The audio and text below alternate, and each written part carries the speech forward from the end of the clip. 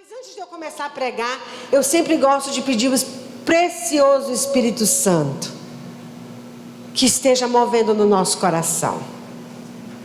Precioso Espírito Santo, se eu só falar aqui vão ser só palavras, mas nós cremos no Senhor que transforma as nossas vidas.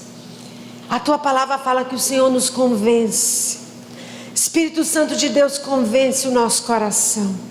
Nós não queremos sair do mesmo jeito que nós entramos, Pai.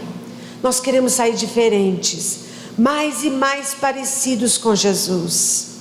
Então nós amarramos todo espírito contrário, toda distração da nossa mente. Ajude, ó Pai, ara a terra do nosso coração para que a semente da Tua palavra possa cair dentro de nós e produzir fruto que permaneça. Em nome de Jesus. Amém. Amém. E como eu estava falando, né?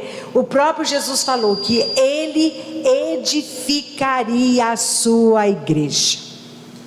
A solução do mundo não é a educação, apesar que eu acho extremamente importante. A solução do mundo não é a sociologia, é extremamente importante. A solução do mundo não é a distribuição de renda, é extremamente importante. Mas isso não resolve o problema do mundo.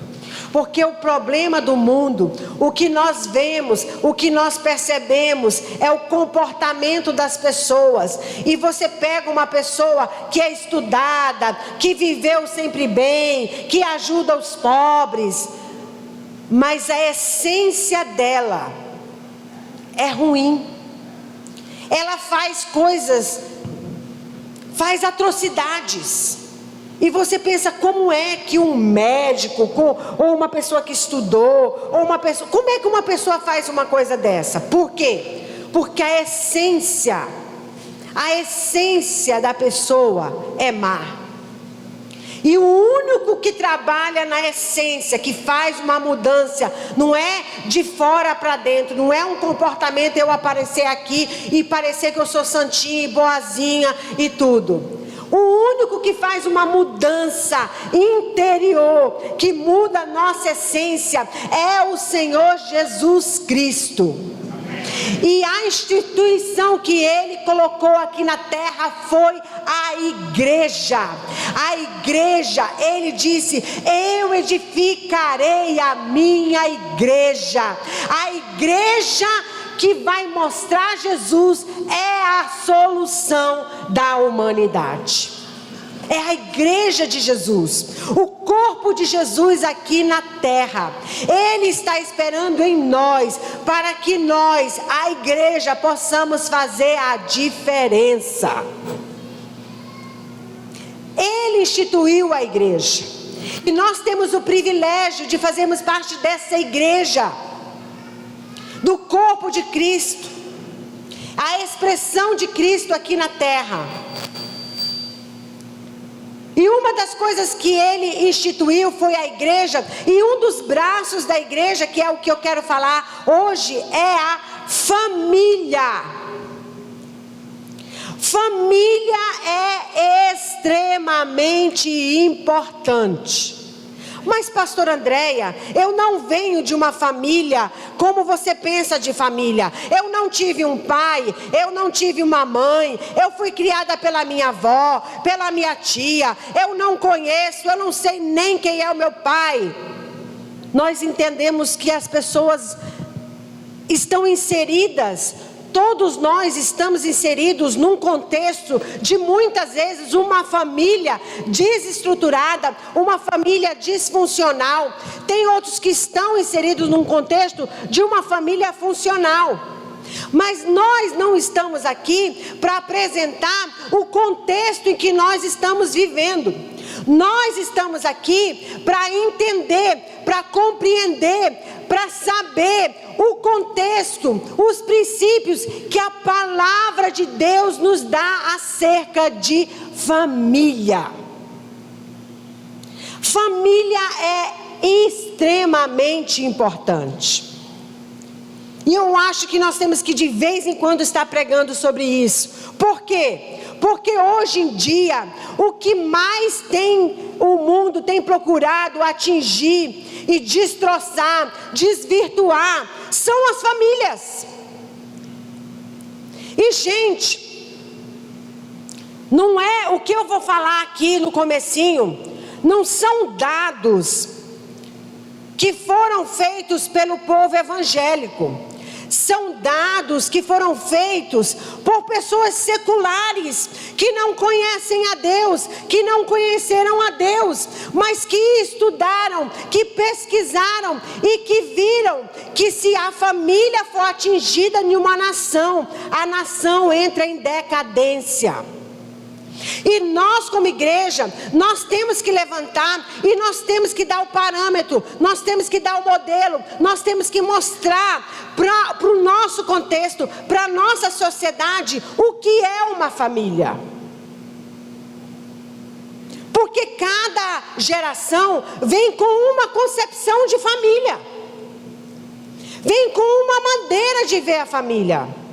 Só que nós não somos guiados pela concepção, ou pelo movimento, ou pelo aquilo que está acontecendo. Nós temos um parâmetro que é a palavra de Deus. Ponto. A palavra de Deus, o nosso Criador, Ele nos ensina não somente acerca de família, Ele nos ensina todas as áreas das nossas vidas. E nós temos que voltar para o nosso Criador. O que Ele nos fala?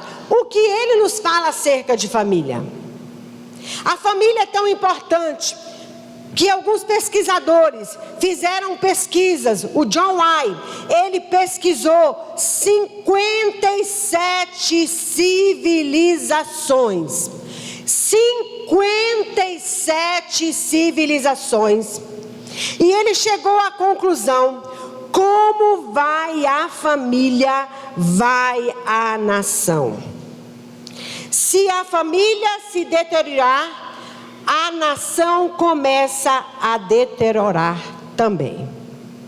Edward Gibbon, no livro Decadência do Império Romano, concluiu: uma das causas mais fortes da queda do Império Romano foi a deteriorização da família, o divórcio, a imoralidade.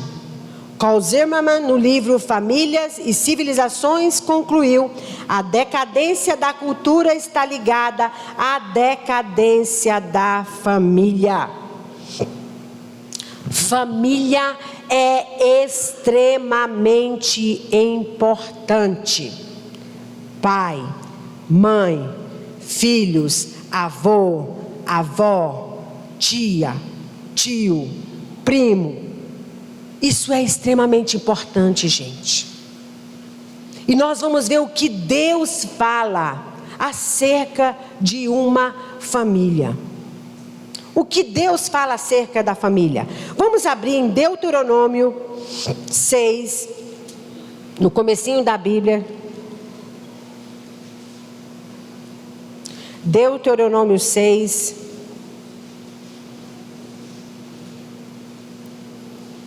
Fala o seguinte, de 1 a 2. Esta é a lei, isto é, os decretos, as ordenanças que o Senhor, o seu Deus, ordenou que lhes ensinasse, para que vocês os cumpram na terra para a qual estão indo para ela tomar posse. Deste modo vocês, seus filhos e os seus netos temerão ao Senhor, o seu Deus, e obedecerão a todos os seus decretos e mandamentos que lhes ordeno todos os dias da sua vida. Para quê? Para quê? Para quê? Para que tenham vida longa. Para que você seja abençoado. Para que você viva bem. A primeira coisa que Deus nos fala: se nós queremos ser bem-sucedidos em todas as áreas nós vamos entender, nós vamos saber, nós vamos conhecer os preceitos, os mandamentos do Senhor, o que Ele fala. Nós vamos dar ouvido. Quando vamos ser filhos obedientes aos nossos pais. Mas pastor André, meu pai foi um trapo, um carrasco. Mesmo assim nós temos que obedecer. Eu venho de uma família super católica, muito católica. Com 13 anos eu já tinha feito primeira comunhão, crisma, e eu até pensei em ser freira. Olha que desperdício. Né? E quando eu me converti, o meu pai, ele disse para mim assim: se você virar crente, se você for para essa religião dos crentes, você não é mais minha filha. Eu me converti. Mas eu lembro, eu era bem novinha, eu disse: eu vou ser a melhor filha para o meu pai, porque ele vai ver Jesus na minha vida. Eu não posso ser uma pessoa crente e ser desobediente. Claro que quando o pai manda você fazer uma coisa que desobedece a Deus, se Deus fala que se nós confessarmos Jesus como nosso Senhor e Salvador, nós vamos ser salvos, e o meu pai me obrigasse a não confessar Jesus como meu Salvador e Senhor, claro que quando vai de encontro com uma palavra de Deus, eu não posso obedecer.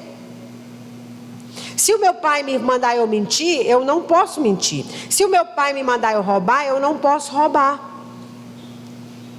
Mas eu decidi, eu vou ser uma boa filha. Então, como uma filha obediente, eu tinha que pedir para o meu pai se eu podia ir para a igreja. E às vezes ele dizia não, e eu não ia. Mas na quarta-feira eu pedia de novo: pai, posso ir para a igreja? Não! Aí no sábado eu pedia de novo: pai, posso ir para a igreja? Eu já disse que não! No domingo de manhã eu pedia de novo: pai, posso ir para a igreja? Já não disse que não! Domingo de noite eu: pai, posso ir para a igreja? Eu já disse! Quarta-feira: pai, posso ir para a igreja? Vai só hoje!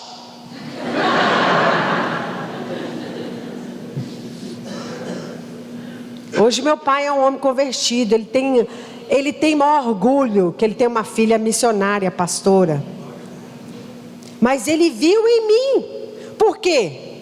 Porque eu era uma pessoa obediente. Os seus pais têm que ver em você a luz. Como é que nós dizemos que nós somos crentes, se o nosso pai e a nossa mãe está passando fome e a gente não tem coragem de levar uma cesta básica para eles? Como é que nós dizemos que nós somos crentes e a esposa que vem para a igreja, canta aleluia, glória a Deus, não diz para o marido: amor, já visitou sua mãe essa semana? Já ligou para o seu pai? Não quer é nada que aquela família, ó famíliazinha idólatra, que coisa terrível. É a sua família. Você tem que ser luz lá dentro. Você tem que ser usada por Deus para que eles vejam a luz de Deus. Nós temos que tratar bem os nossos pais, cuidar daqueles que cuidaram de nós. Temos que ser obedientes. São princípios da palavra de Deus. Quando o pai, quando você que é pai, você diz para o seu filho assim: não coloque o dedo na tomada. O seu filho pode pensar assim: meu pai, o que é isso? Quer me controlar? Eu quero tanto botar o dedo na tomada, eu quero tanto experimentar essas coisas do mundo. E meu pai diz não, a minha mãe diz não, Deus fala: não faça isso, não faça aquilo. Andréa, esses são os mandamentos, esses são os preceitos do Senhor. Não faça isso, não faça aquilo. Deus é um ser cosmológico que Ele quer controlar a gente aqui embaixo. Gente, Quando você que é pai, fala para o seu filho, não põe o dedo na tomada. É porque você quer controlar aquele menino, porque você quer ele debaixo do teu cabresto, para que ele não tenha as suas próprias experiências. É por isso. Por quê? Porque se o coitado tomar um choque e se estatelar ali, duro, o que vai acontecer com ele? Não é para o bem que a gente fala, não. Deus, quando Ele nos deu os seus mandamentos, os seus preceitos, Ele não quer controlar a humanidade, gente. Para Ele, no certo sentido, não faz nenhuma diferença. Ele continua sendo Deus. Quando Ele diz, não faça isso, não toque nisso, não vá desse jeito, faça assim. Ele está pensando no nosso bem. Ele não está pensando em nos controlar. Eu lembro que a minha mãe dizia assim, a gente pedia, mãe, posso fazer uma coisa? Não. Aí ela dizia assim, meus filhos, para mim seria muito mais fácil dizer, vão experimentar do mundo, chega a hora que quer, faz o que quer, que eu não estou nem aí, seria mais fácil. Mas eu tenho uma responsabilidade com vocês. Eu não posso fazer isso com vocês, porque eu amo vocês. E às vezes a gente não entende, né? Mas a mãe do fulano deixou. A mãe do fulano é a mãe do fulano, né? Quando Deus nos ensina algo, quando Deus nos fala algo, quando Deus nos instrui acerca de algo, gente, o resultado é o nosso bem. Porque para Ele continua sendo Deus. A gente acreditando ou não, Ele continua sendo Deus. Nós temos que entender que nós vamos obedecer os seus princípios, a sua palavra. E Deus, o nosso Criador, aquele que nos criou, Ele nos ensina acerca de família. E se nós não obedecermos os ensinamentos dele, o que a gente vai fazer? Meter o dedo na tomada, toma um choque, fica estatelado lá no chão, né? Se tremendo todo, paralisa a perna, paralisa o braço, sai todo capenga. Aí vem para a igreja, pastor, ore por mim que o diabo está solto na cidade. Mas quem meteu o dedo na tomada? Foi o diabo? Por quê? Porque nós escolhemos. Nós escolhemos. E Deus nos ensina como é uma família, como criar os nossos filhos, como se relacionar com as pessoas. Ele nos ensina através da sua palavra. Se eu tenho um carro da Fiat e o meu carro da Fiat apresenta um problema, aonde é que eu vou levar o carro da Fiat? No mecânico. E se eu tiver um bom dinheirinho, eu vou levar. É na Fiat. Por quê? Porque a Fiat criou aquele carro. Não é verdade? Se eu tenho um carro da Toyota, o carro da Toyota apresentou problema, aonde eu vou levar o carro da Toyota? Na Toyota. Por quê? Porque a Toyota foi o criador do carro. Esses dias eu fui visitar meus pais que moram lá em Fortaleza. Minha mãe ia fazer um exame, eu fui lá para estar com eles. E aí cheguei lá, o ar-condicionado do meu pai queimado. Eu disse, pai, o ar-condicionado não está prestando. Ele falou, minha filha, eu já chamei tanto do mecânico, do eletricista, e desmonta para cá, desmonta para lá. E olha, eu já gastei tanto dinheiro. Peguei o meu celular, olhei. Autorizado da Samsung. Ó, tô com um ar-condicionado aqui da Samsung que está dando problema. Pode dar uma olhada? Posso. A papai falou, minha filha não vai fazer isso, vai gastar dinheiro, eu já chamei de todo mundo, minha filha, esses caras vão cobrar muito, minha filha, não faça isso. Venha ver aqui o ar. Minha filha, não... Papai, nós vamos resolver o seu problema. Não vai, minha filha, já veio vários aqui. Vai, papai.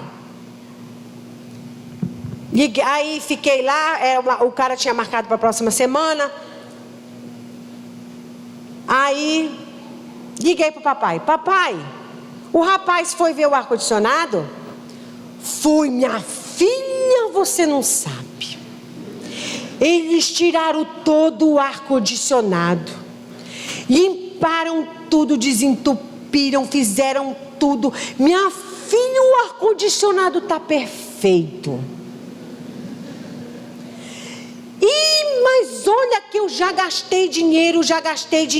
Se eu tivesse chamado esse pessoal que era o autorizado da Samsung, eu tinha economizado. Como é que pode que eu gastei um monte de dinheiro? Eu ligo, papai, o ar está funcionando. Mas está uma maravilha. Por quê? Porque eu chamei quem era o autorizado. Porque eu chamei o responsável da Samsung. Muitas vezes a gente quer resolver os nossos problemas com coisas que não são os autorizados. E o que é o autorizado? Peraí, pastor André, então o que é o não autorizado? Gente, eu estou com esse problema, eu vou chamar o pensamento positivo. Um pensamento positivo vai dar realização, vai resolver, vai dar certo. Hello, positivo!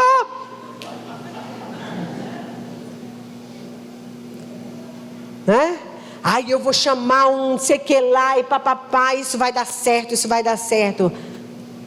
Chama o autorizado. Ele vai saber exatamente o que fazer, gente. Se a nossa família não está funcionando, se os seus filhos não estão funcionando, se a sua empresa não está funcionando, a resposta Deus tem. Ai, pastor André, quer dizer que eu não posso chamar um coach para fazer um coach comigo? Claro, pode. Por que não? Mas ele não vai ser a solução permanente. Ele pode ser igual aquele que vai lá e conserta o ar-condicionado, funcionou por uma semana.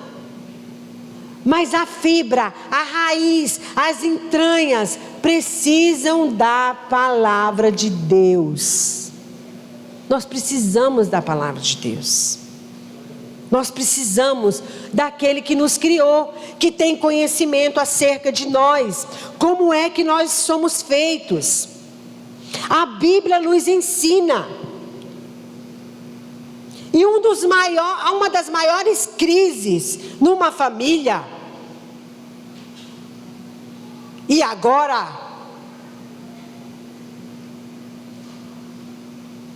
o negócio vai pegar. Quando eu falo família, eu falo família homem, mulher. Quando Deus criou o homem, Ele não criou Adão e o João, e o Antônio e o Marcos. Ele criou Adão e Eva. Pastor André,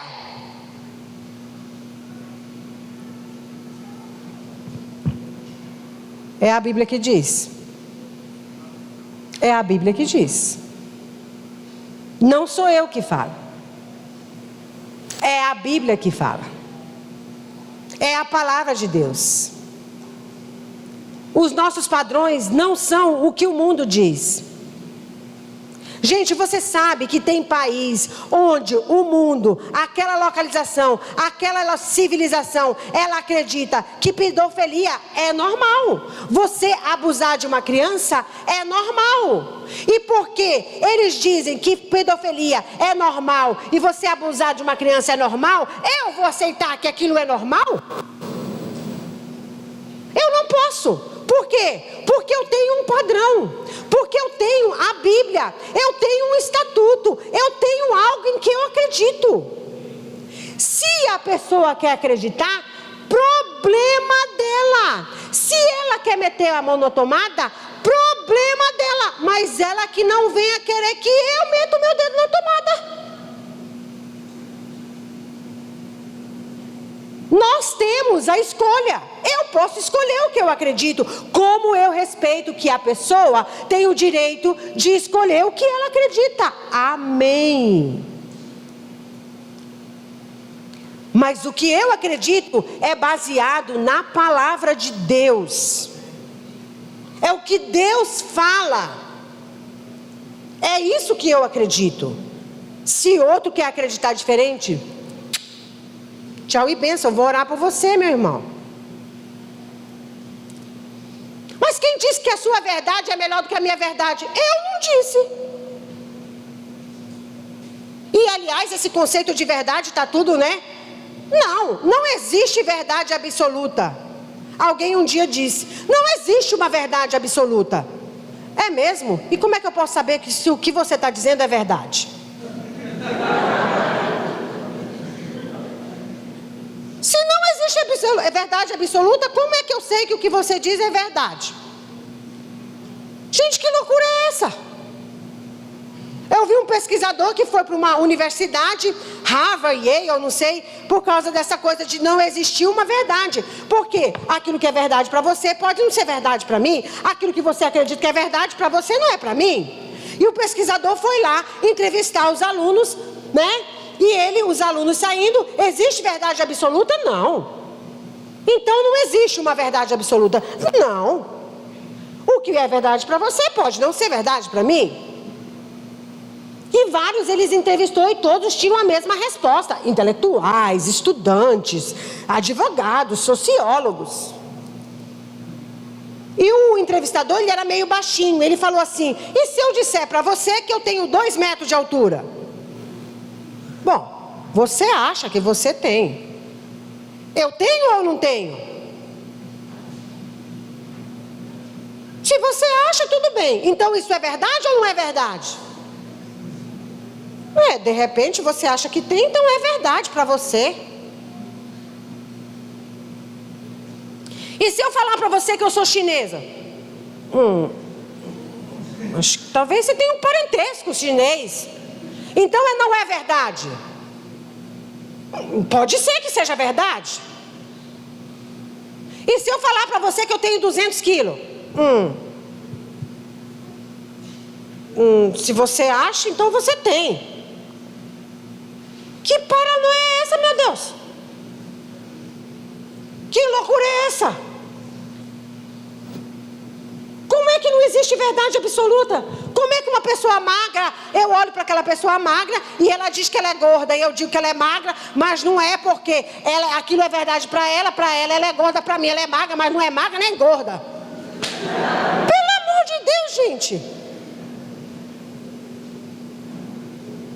A gente vai agora nos locais, antes tinha masculino ou feminino, agora não pode ter. Nem masculino nem feminino. Um cara no Facebook colocou 72 tipos de pessoas. Masculino, feminino, hétero, não sei mais o que, não sei mais. Tinha 72. Para você se achar lá. Quem era você? E um olhou nos 72 e não se identificou. Então ia processar o Facebook. Porque ele não era nem homem, nem mulher, nem isso, nem aquilo, nem aquilo, nem aquilo, nem aquilo. Não se encontrou naquele quadro. Que loucura é essa, meu povo? Que loucura é essa? Como é que pode ter? Não é macho nem fêmea e tem 72 tipos que você pode ter e nenhum daqueles tipos você é?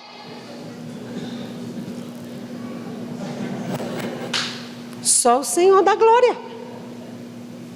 Só o Senhor da glória, né? Deus nos mostra, Deus nos ensina, e nós temos que ouvir aquele que nos criou. Uma das grandes coisas na família são conflitos.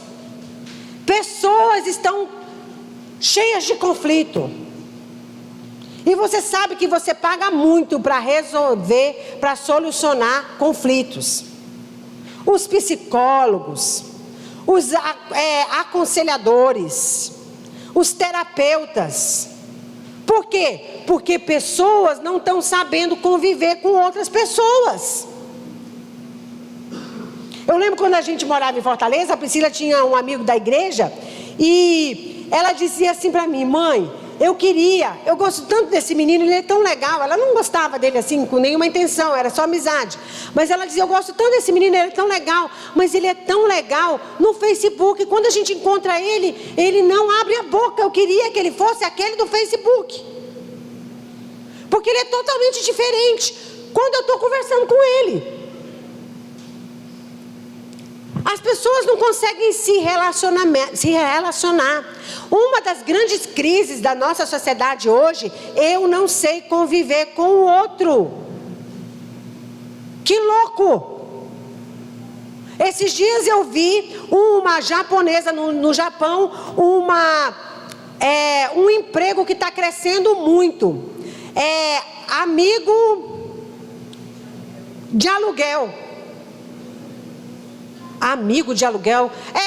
A pessoa não tem amigo. Aí ela liga para fulana, que ela nunca viu na vida dela. E a fulana, que ela nunca viu na vida dela, ela tem que ter alguns cursos, ler 110 livros e também ter alguns cursos de psicologia e tudo mais. Por quê? Porque ela é uma amiga de aluguel. Então a Maria chamou a Antônia para ser amiga de aluguel, que ela nunca viu. Oi, prazer, prazer. Aí elas conversam porque ela precisa falar com alguém, porque ela não tem amigos. Mas aquela amiga de aluguel, ela vai entender, ela vai orar, ela vai chorar, ela vai entender você, porque ela é a sua amiga que foi paga para ser sua amiga, pelo amor de Deus. Agora, aquela pessoa que pagou a outra para ser sua amiga, será que aquela pessoa não vai ficar se sentindo o lixo? Gente, eu não consigo nem fazer uma amiga. Eu tenho que pagar para uma pessoa ser minha amiga. Aí começam os problemas, gente. Aí pega os cachorros, né? Aí eu vi uma dizendo assim: o meu cachorro, ele me entende, eu me abro com ele. Deus! Tudo bem que o cachorro sinta, ele até chora quando a gente está chorando. Mas você sentar e conversar com o cachorro.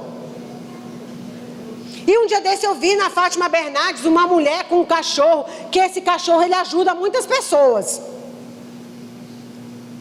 Eu parei com aquilo e digo: meu pai, que mundo é esse? Aí a mulher perguntou assim, alguém perguntou para a Fátima Bernardes, que perguntou para a dona do cachorro. Então ele responde as perguntas que as pessoas perguntam. Responde.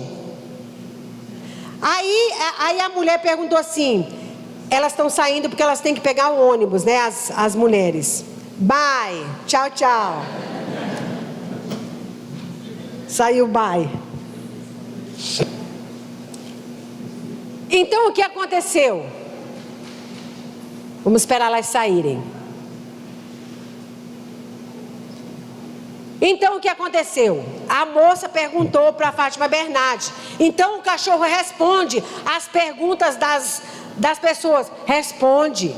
Aí a Fátima Bernardes caiu na besteira de perguntar algo assim: mas você então escreve as respostas?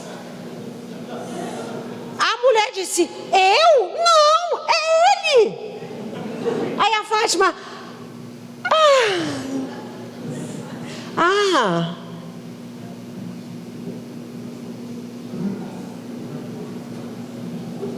A mulher faz a pergunta para o cachorro, e não é a dona do cachorro que responde no Facebook, é o cachorro mesmo.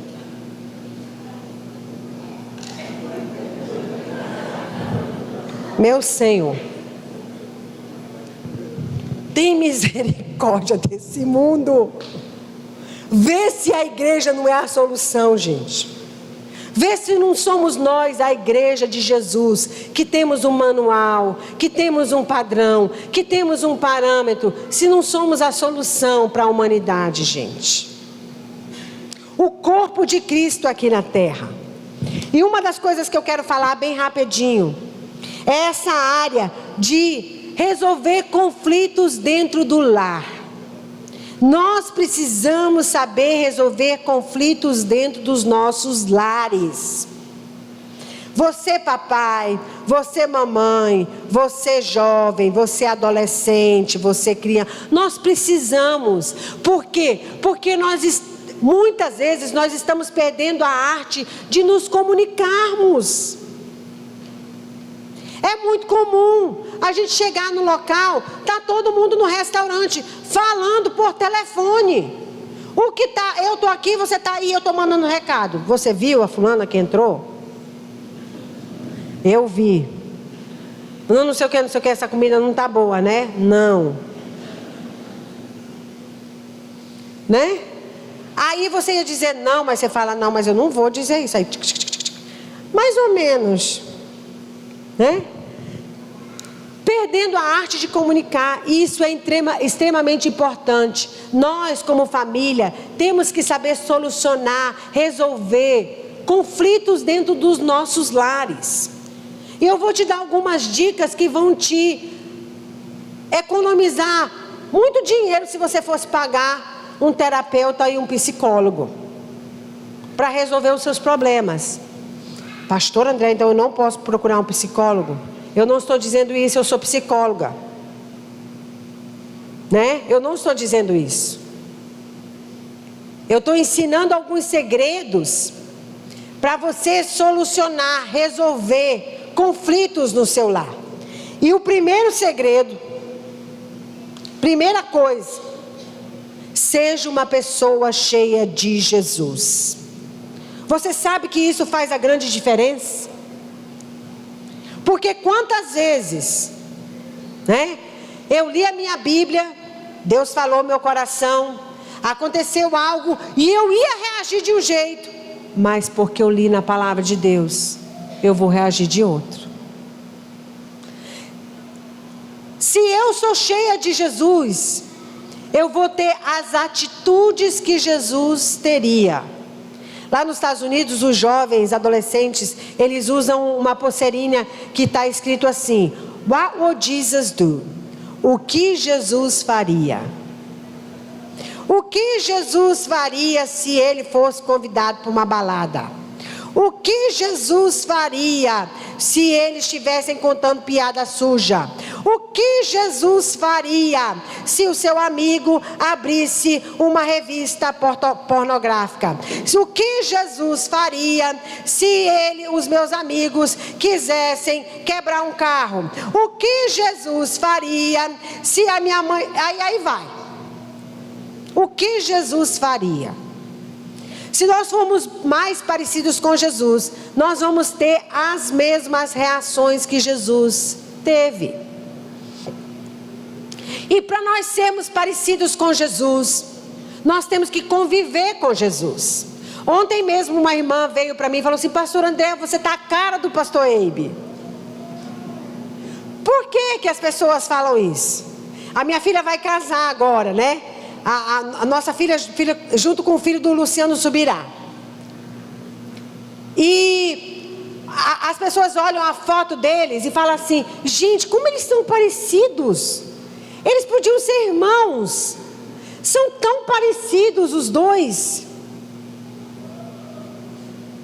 E para mim é um elogio quando as pessoas falam: nossa, mas você parece com o pastor Eibe. Por quê? Porque a convivência faz você parecer com a outra, não é verdade? Às vezes você adota um filho que nem é seu filho. E dos filhos biológicos, ele que não é biológico parece mais com você do que o que é biológico. Por quê? Porque ele conviveu. Nós precisamos ter essa cultura dentro da nossa casa, na nossa vida, de lermos a palavra de Deus, ficarmos mais e mais parecidas com Jesus. Por quê? Porque as nossas escolhas vão ser parecidas com a dele.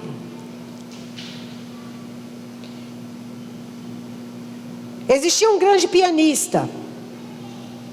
E um dia um repórter estava fazendo algumas perguntas para ele. Ele falou: você pratica piano? Ele era o melhor pianista do mundo. Você pratica todos os dias? Ele falou: todos os dias. Por que você faz isso se você já é o melhor pianista do mundo? Ele falou assim, a resposta dele foi a seguinte: se eu não praticar um dia, a minha esposa, a minha família percebe que eu já não sou o melhor pianista do mundo. Se eu não praticar 2 dias, os críticos percebem que eu já não sou o melhor pianista do mundo. Se eu não praticar 3 dias, até o povo que não entende nada de piano já percebe que eu não sou o melhor pianista do mundo. Se eu não ler a Bíblia um dia, a sua esposa vai notar. O seu marido vai notar. Os seus filhos vão notar. 2 dias, os que convivem com você vai notar. 3 dias, até quem não convive, misericórdia. Nós precisamos estar cada vez mais perto de Jesus. Sabe quando é que a gente pode conviver um com o outro? É quando o homem está aqui e a mulher está aqui. E eles tentam conviver um com o outro. Mas parece que não chega um denominador comum. Mas quando o homem está aqui, a mulher está aqui e Deus está aqui,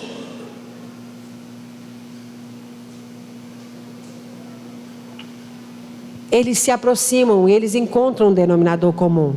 Por quê? Porque Deus faz essa liga. Deus faz essa liga. Deus faz a gente perdoar. Deus faz a gente amar. Deus faz a gente entender. Deus faz a nossa convivência muito mais fácil. Nós precisamos estar bem pertinho de Deus. Segundo, nós temos que decidir alguns territórios proibidos. O quê? Lugares que eu não posso ir, mas eu sou livre, eu posso ir para onde eu quiser nessa terra, realmente. Mas quando eu falo territórios proibidos, eu falo de palavras. Quando o Eibe e eu casamos, e gente, Deus é nossa testemunha, quem convive conosco. Uma vez uma secretária que a gente tinha lá em Santarém, ela disse para nós assim, ela foi nossa secretária mais de 8 anos, eu acho. Ela disse para nós assim: eu gosto tanto de estar na casa de vocês. Ela morava em casa. Ela disse: eu gosto tanto de estar na casa de vocês, porque a casa de vocês parece um pedacinho do céu. Quando ela disse aquilo, meu coração se encheu de alegria. E eu fui para o Eibe e eu disse: amor, é tão lindo que a Fátima falou isso, porque ela convive conosco. Se tem alguém que pode dar testemunho, é quem convive conosco. Então, pastor André, você e o pastor Eibe são uns santos, não fazem nada errado, vivem na casa de vocês flutuando, como se estivesse numas nuvens. Não. Só que antes de eu amar o Eibe, eu amo uma outra pessoa. Antes dele me amar, ele ama uma outra pessoa, que é Jesus. E pelo temor de Deus, quantas vezes eu falei, eu vou me calar. Mas a minha vontade, Senhor, não é me calar. Eu vou responder. Aí eu penso, não, eu não vou responder. Eu vou me calar. E, gente, eu sou uma líder forte. Eu namorava um rapaz antes de eu namorar com o Eibe, né? E esse rapaz queria casar comigo. Eu dizia, meu Deus, eu não vou casar com ele, porque senão eu vou mandar e desmandar nesse pobre coitado. E eu terminei. Eu disse, meu Deus, eu não quero isso para mim. Não vai dar certo. Eu sou uma líder forte. O Eibe, graças a Deus, é um líder forte que ele me põe no eixo. Né? Graças a Deus. Vocês não têm conflitos? Temos, por isso eu estou dando as receitas para como solucionar os conflitos. Se eu não tivesse conflitos, eu não dava receita de como solucionar conflitos. Porque onde não tem conflito, não tem receita. Não é? Então, primeiro, Se encha de Jesus, da sua palavra, não deixe de congregar, não deixe de ler a Bíblia, isso é extremamente importante. Nós precisamos desse ambiente.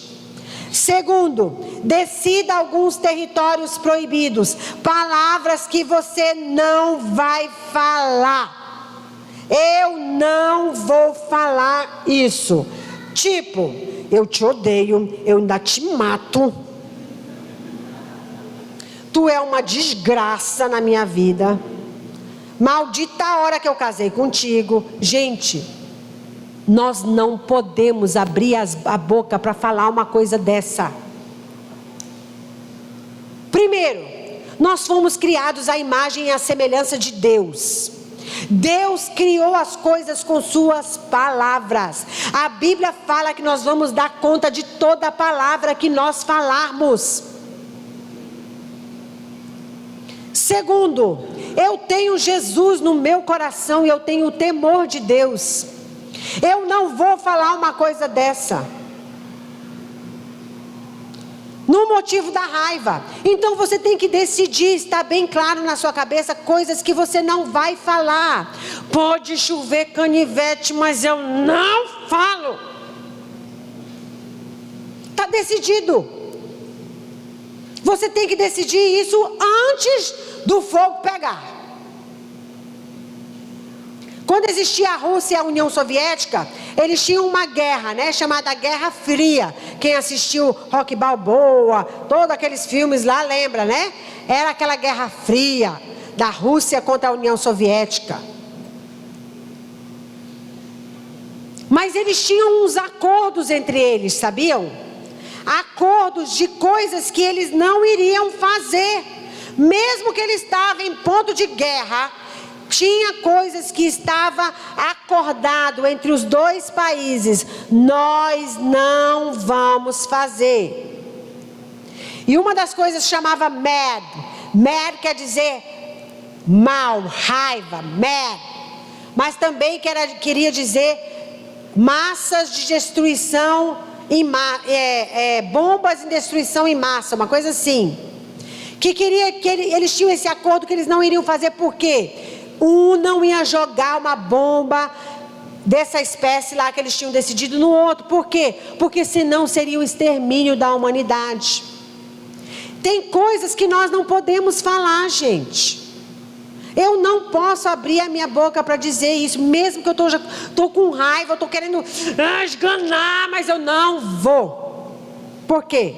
Porque eu sou uma mulher de Deus, porque eu sou um homem de Deus. Eu não vou dizer isso para minha esposa. Decida esses territórios proibidos antes. Palavras são extremamente importantes. Terceiro, tenha iniciativa para consertar as coisas.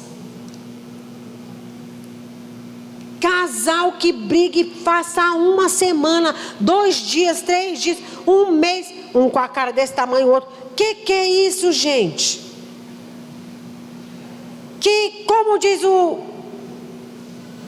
nordestino, que conversa é essa, mulher? Como é que pode? Eu que digo que eu sirvo a Deus, tenho Jesus no meu coração, fico de mal com a minha esposa, com meus filhos. Chame para conversar. Não é para brigar, não. Vamos conversar. Amor, o que está acontecendo? Nada. Amor, você está diferente. Não é nada. Quem nunca?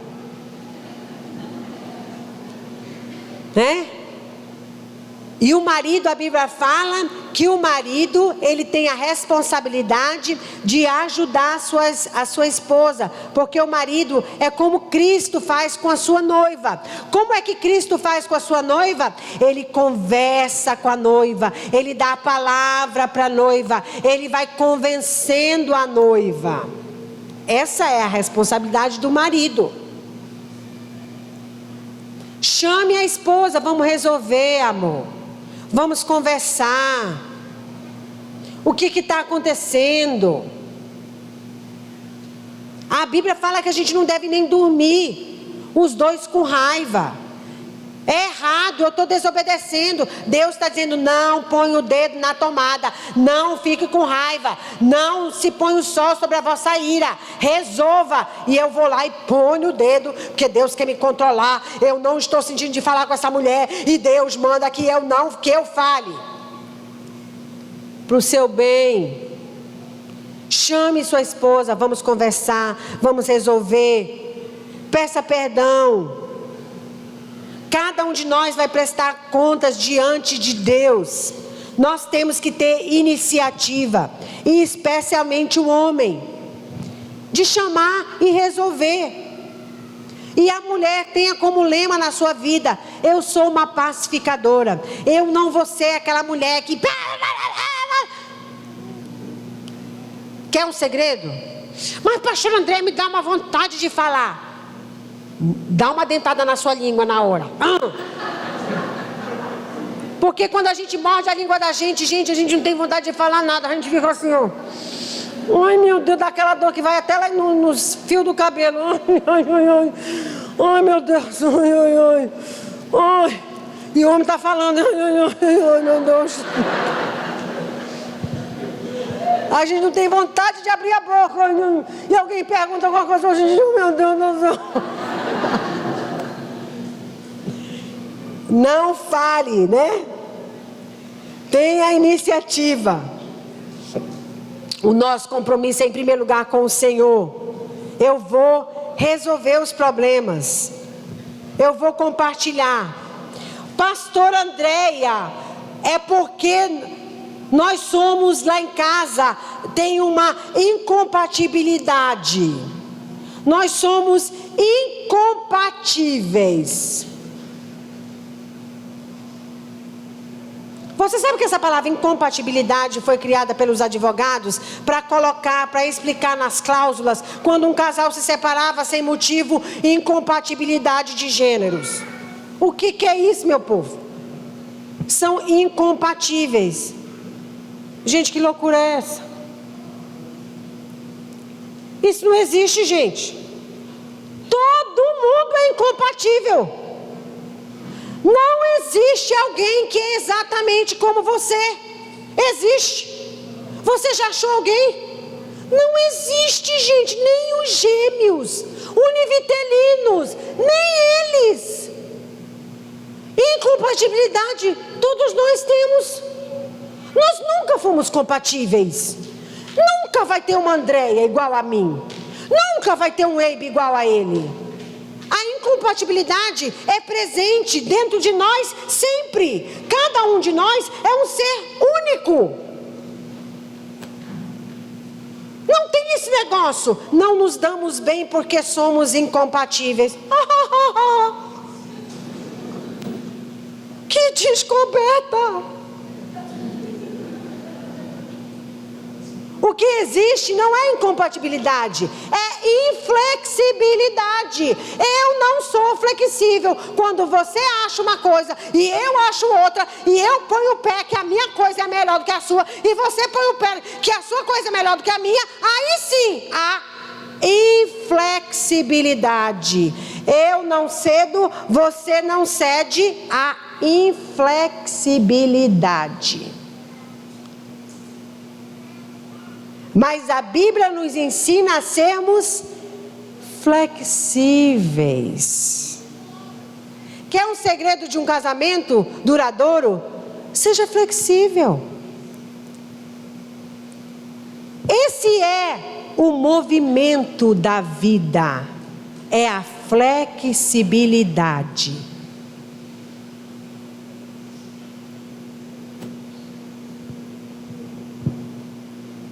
Se eu não sou flexível, eu sou como esse balão. Vocês me deram um balão que vai funcionar, né?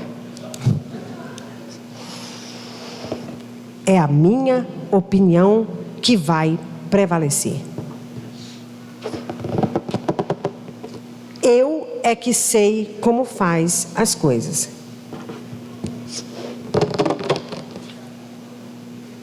Os meus pensamentos, eu fui criada dessa maneira. eu não vou ceder. É a minha vontade, não é a sua. Não vou fazer como você quer.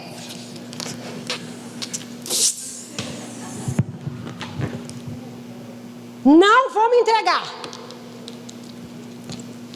Vem o quê? Alguém aqui ajudar aqui a segurar o microfone? Não dá para me segurar o balão.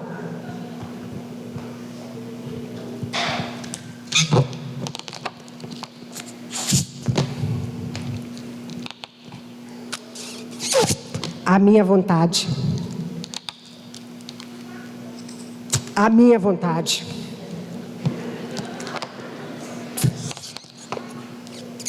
Não estou conseguindo estourar o balão.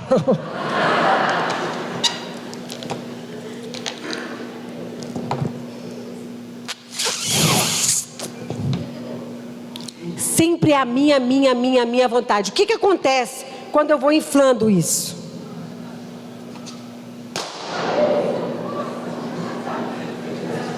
Ele vai estourar. Por quê? Porque é o que eu penso. Não é o que você pensa. É o que eu penso. É a minha maneira que é a melhor. É o meu jeito. Eu.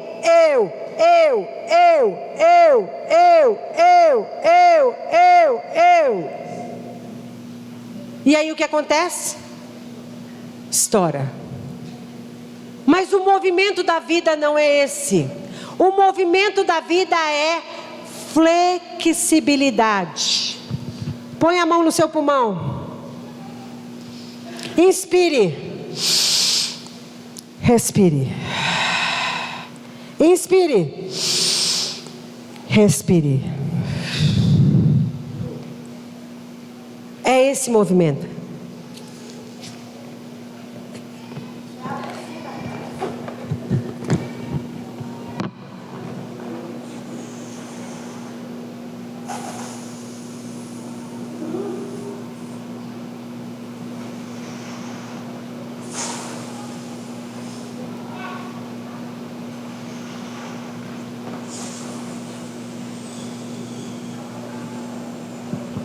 Esse é o movimento da vida. Inspiro, respiro. Inspiro, respiro.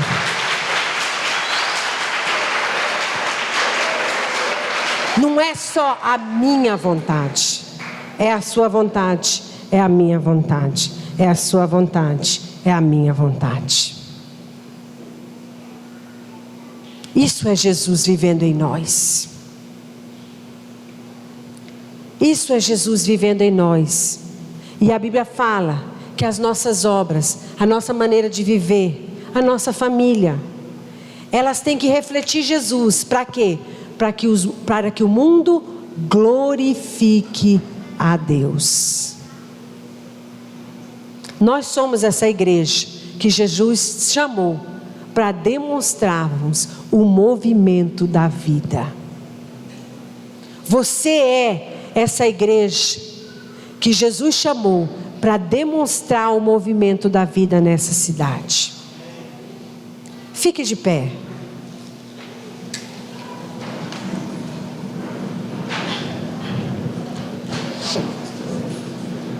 Não.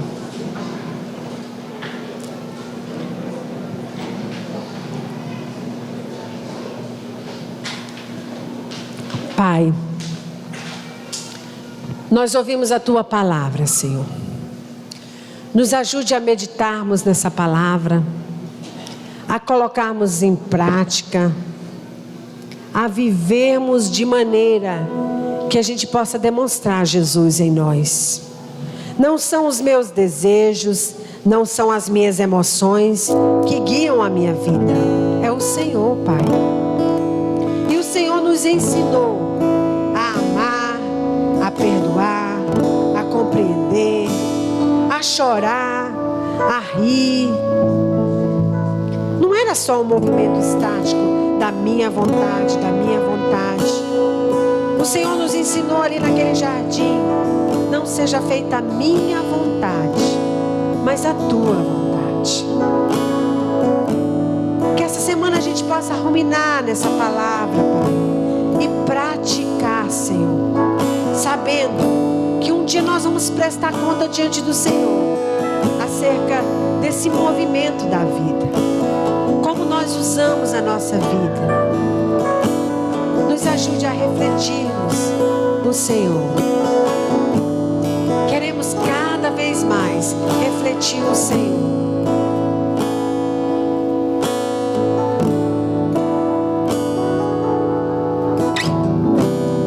Queremos refletir o Senhor, Pai. Fale, Senhor, fale aos nossos corações, Espírito Santo. Nos ajude no nosso caminhar. Caminharmos com o Senhor, porque o Senhor disse que o Senhor é o caminho. Oh Deus, precisamos